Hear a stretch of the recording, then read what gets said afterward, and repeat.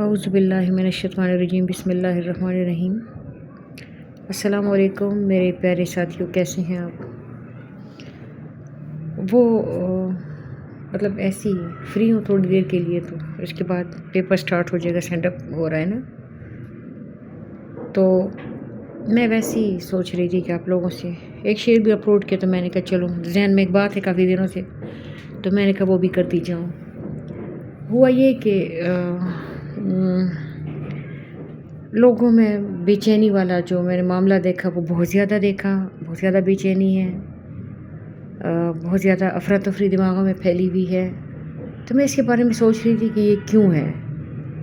तो जो मुझे समझ आई वो तो ये कि शोर बहुत है ना, तो शोर ने दिमागों को गुजलक किया हुआ है, शोर ने दिमागों को परेशान किया हुआ है।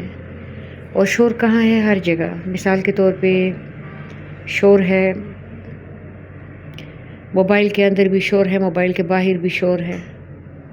किताबें पढ़ने का रुझान ख़त्म हो चुका है जो बंदे को यकसू कर देता था। किताब पढ़ने से बंदा यकसू कैसे हो जाता है कि एक ही टॉपिक पे आप बात कर रहे हो, आपका जहन उसी एक पॉइंट पे है। लेकिन जो मोबाइल है या जो रील्स का सिस्टम है या लटरम पटरम, उसमें आप यकसू तो नहीं हो सकते ना, क्योंकि यकसुई तो है ही नहीं ना। मतलब 30 सेकंड में आपको खुश होना है, अगले 30 सेकंड में हो सकता है कोई गम की बात है, वो पढ़ के आपका दिमाग उदास होने लगता है।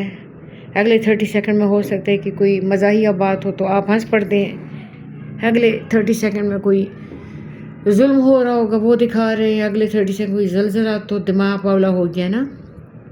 तो मैं सोच रही थी कि दिमागों में बहुत ज़्यादा अफरा तफरी फैली हुई है, इर्द गिर्द माहौल में बहुत ज़्यादा अफरा तफरी, और ये शोर शराबे का नतीजा है। ये याद रखना कि शोर शराबा किसी भी सोचने वाले बंदे के लिए अज़ियत से कम नहीं है। मतलब लिटरली मैं तो पागल होने लगती हूँ। अगर आप सोच समझ सोचने वाले बंदे हैं तो आपके लिए जो शोर है वो अज़ाब है और निराज़ाब है। अच्छा, हुआ क्या है कि मैंने अपने एक मतलब करीबी अच्छे बंदे से ये बात शेयर की। वालेकुम अस्सलाम।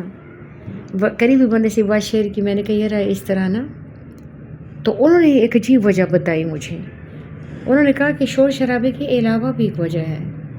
हम जो खाने खाते हैं ना वो हमारे ऊपर असरअंदाज होते हैं, हम कुछ भी खाएं, इसीलिए तो साफ़ पाकीज़ा खाने का कहा गया है, क्योंकि वो हमारे ऊपर, वालेकुम अस्सलाम, वो हमारे ऊपर ये बात असरअंदाज होती है। तो क्या हुआ कि कहते हैं कि पुराने वक्तों में, बल्कि अभी भी कुछ जगहों पे ऐसा है कि जो माएँ खाना बनाती हैं तो अमन सुकून और शांति में बनाती है और इबादत समझ कर पकाती है। मतलब जब वो खाना पकाती है ना तो इतने शौक़ से, मोहब्बत से। अगर आपने मोहब्बत से खाना नहीं पकाया तो वो खाना आपके बच्चों को, आपके घर वालों को वो नहीं देगा, फ़ायदा नहीं देगा। अगर आपने बच्चे के आगे खाना रखा और कहा कि ये लो, ये गुस्से में कहा कि लो जहर मार कर लो, तो वो जहर बन गया।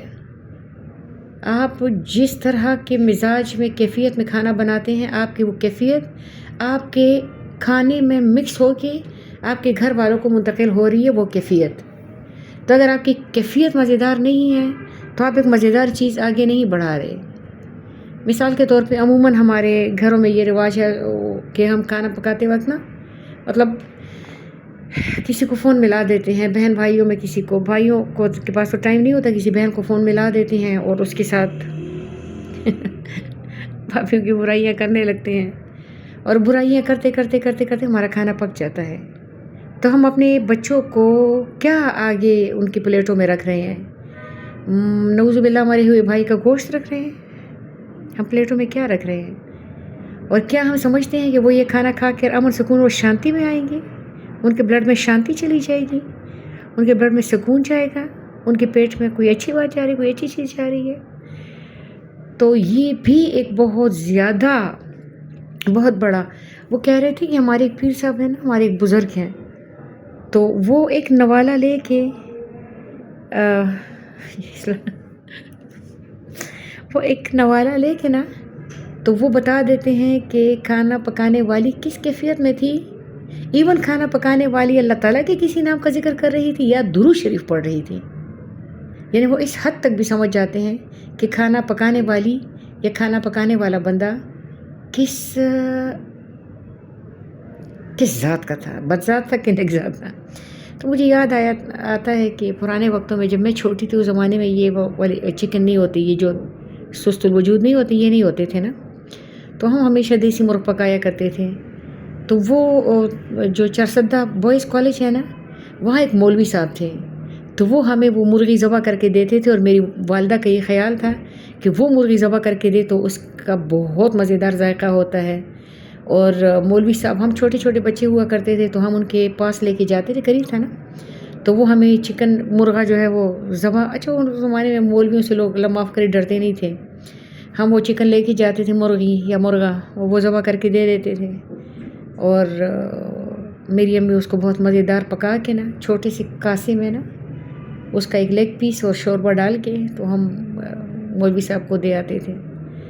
تو کھانا پکانے کو عبادت سمجھی، ایون جھاڑو لگا رہے ہیں وہ بھی اگر صرف کے دل سے ہے تو عبادت ہے، اور عبادت والا ماحول لازماً سی بات ہے پرسکون ہوگا۔ تو کیا خیال ہے، مجھے اپنے خیالات سے آگاہ کیجیے۔